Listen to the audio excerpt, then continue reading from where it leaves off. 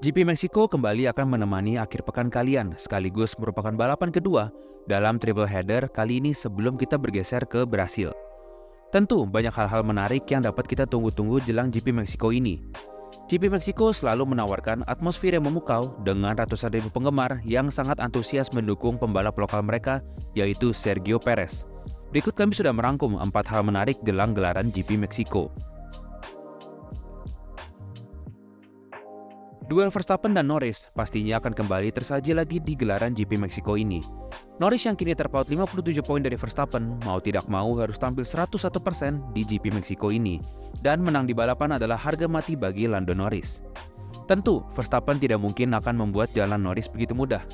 Dengan upgrade RB20 di Austin, performa Red Bull meski masih alami masalah, namun setidaknya dapat bersaing di barisan depan secara reguler dan kompetitif. Hal ini pastinya akan dimanfaatkan oleh Max Verstappen dalam upaya untuk mempertahankan gelar juara dunianya. Kami sangat menantikan duel langsung di track, bukan duel tidak langsung dengan adu strategi. Kami harap Verstappen dan Norris dapat kembali menghibur fans F1 lewat aksi wheel-to-wheel mereka di track. Norris pastinya sudah belajar dari insiden kemarin dengan Verstappen, dan pastinya sudah memiliki cara menyalip yang baru untuk menghadapi Verstappen. Dengan 5 balapan tersisa dan jarak mereka yang hanya terpaut 57 poin, maka peluang bagi Norris masih terbuka walaupun terhitung sangat kecil. Tinggal bagaimana ia memaksimalkan MCL38 miliknya di track. Verstappen memang memiliki keunggulan dengan meraih 3 kemenangan beruntun di GP Meksiko ini, yaitu pada 2021, 2022, dan 2023.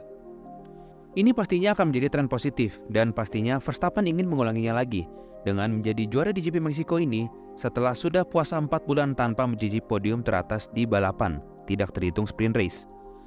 Di sisi lain, Norris memiliki keunggulan yaitu package mobil MCL38 miliknya sedang dalam puncak performanya.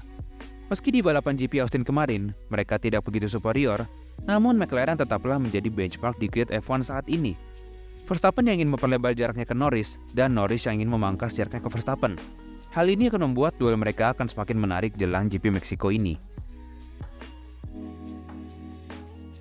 Ferrari yang secara mengejutkan tampil kompetitif di gelaran GP Austin kemarin, memberi harapan skuad asal Maranello tersebut untuk merebut gelar juara konstruktor dari McLaren dan Red Bull.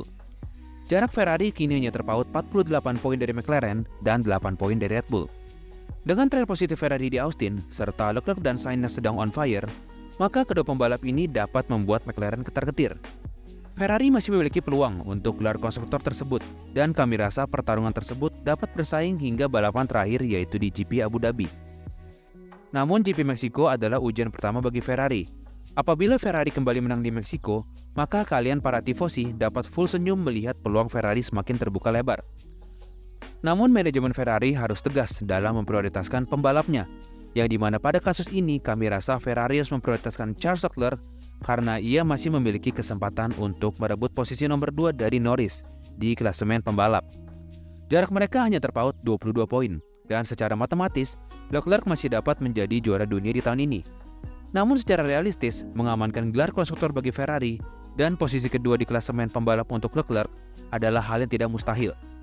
Ferrari harus menghindari duel antara Leclerc dan Sainz, yang kemungkinan keduanya dapat membuat insiden dan merugikan tim sendiri akibat duel mereka berdua. Sainz dapat membantu Ferrari meraih gelar konstruktor dan membantu Leclerc semaksimal mungkin di klasemen pembalap, yang dimana ini dapat menjadi kado manis bagi Sainz sebelum meninggalkan Ferrari di akhir musim. GP Meksiko ini kemungkinan merupakan balapan terakhir Perez dengan seragam Red Bull dan kemungkinan menjadi balapan kandang terakhirnya di F1. Perez kembali diberi ultimatum oleh Helmut Marko setelah melihat performa Perez di Austin ketimbang Liam Lawson. Helmut Marko mengatakan, Checo memang memiliki kontrak, namun F1 adalah meritokrasi, yang dimana jika performa kalian tidak bagus, maka kontrak pun tidak ada gunanya atau artinya. Yang dimana kami menganggap ini adalah indikasi bahwa Checo memang memiliki kontrak hingga akhir 2025. Namun melihat kondisi performa Checo belakangan ini, maka kemungkinan ini adalah tahun terakhir Checo berseragam Red Bull, dan kemungkinan tahun terakhir Checo di F1. Horner juga memberi pernyataan yang dimana ia mengatakan, kalian dapat melihat 2 Ferrari dan 2 McLaren. Mereka bersaing dengan 2 mobil, yang dimana memberi indikasi bahwa Red Bull hanya bergantung pada Verstappen dalam gelar konstruktor ini. Jika Perez dapat meraih podium di GP Meksiko ini, maka kemungkinan ia dapat mempertahankan kursinya di musim depan. Di GP Meksiko ini, kita dapat melihat ronde 2 saling sikut-menyikut antara Liam Lawson dan Yuki Tsunoda dalam merebutkan kursi Red Bull di 2025. GP Austin kemarin pastinya menaikkan mental serta kepercayaan diri Liam Lawson, yang dimana balapan pertama setelah comeback di 2024, ia langsung meraih 2 poin, di mana Lawson start dari posisi 19. Tsunoda pastinya alami tekanan dalam 5 balapan terakhir ini, karena tidak peduli berapa poin yang sudah ia raih di 18 balapan awal. Penilaian Red Bull ada di 6 balapan terakhir ini, yang dimana Lawson dan Tsunoda berada di mobil yang sama. Itulah beberapa hal menarik yang dapat kalian saksikan dan perhatikan jelang GP Meksiko ini. Kalau kami lebih tertarik ke duel Verstappen dan Norris. Kalau kalian, momen apa yang kalian ingin saksikan di GP Meksiko ini? Tulis di kolom komentar ya, dan jangan lupa beri like, komen, dan subscribe untuk konten F1 lainnya.